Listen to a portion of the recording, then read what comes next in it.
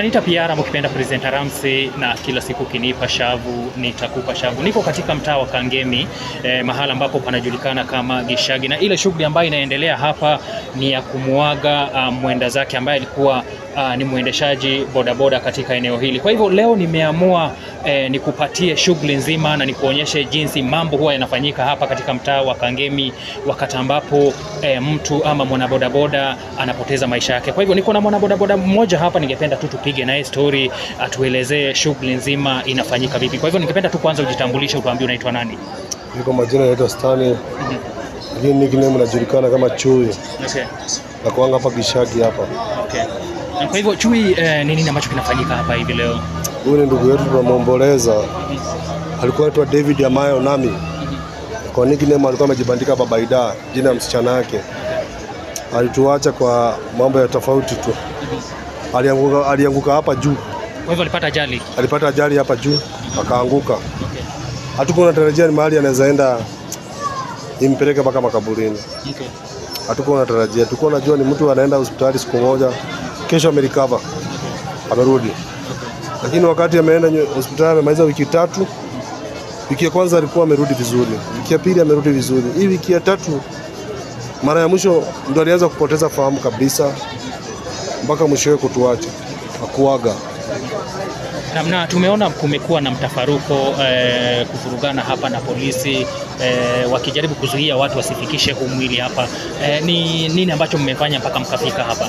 Sisi hatukatai polisi wanaweza kuwa wanaambiwa wako kwa kazi yao, lakini huyu ni mwenzetu, tunamtambua.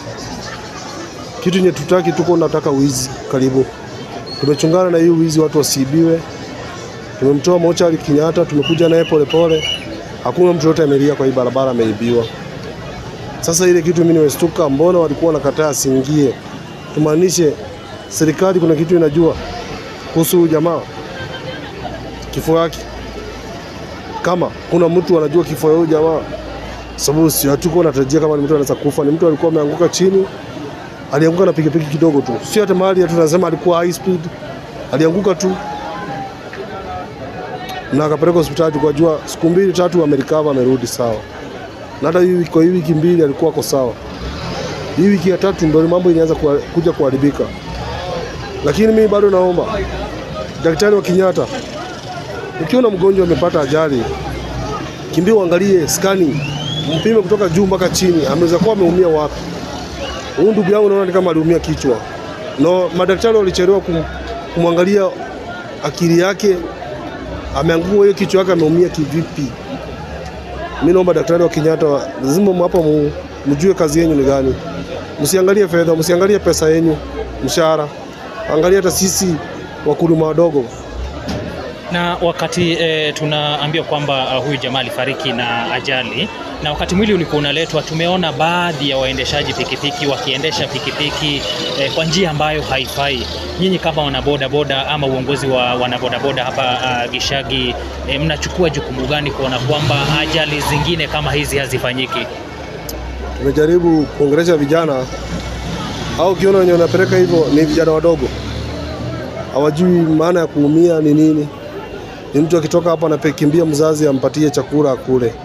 Akianguka saa hizi atakimbia mzazi ndio atakimbilia hapa. Na si tuombi hivyo, naomba anafua kwa kujua sheria barabara ni nini. Sababu ukiangalia kuja kwetu tumekuja pole pole. Hawa vijana wameingilia katikati yao kukimbia mbio, wameingilia hapa Thiong'o Road. Hatukuwa mbio sisi. Tumekuja pole pole kitaratibu, tukijua tunaleta mwenzetu asafiri aende nyumbani kwao, sehemu za Rwanda. Na hata mimi naomba Mungu akinisaidia lazima nizike mwenzangu anaitwa David Amayo Nami. Hiyo niko na uchungu by the way kupoteza ndugu yangu huyo. Huyo alikuwa mtu wangu wa maana zaidi sana. Kwa hivyo baada ya hapa mnaelekea Rwanda? Tunaenda Rwanda kwao. Tunafika mahali wanataka kwao, sehemu za Rwanda huko. Tukitoka saa hii jioni tutafika kesho asubuhi kama saa 9 saa 10 tutakuwa nyumbani. Sasa nashukuru kwa muda wako.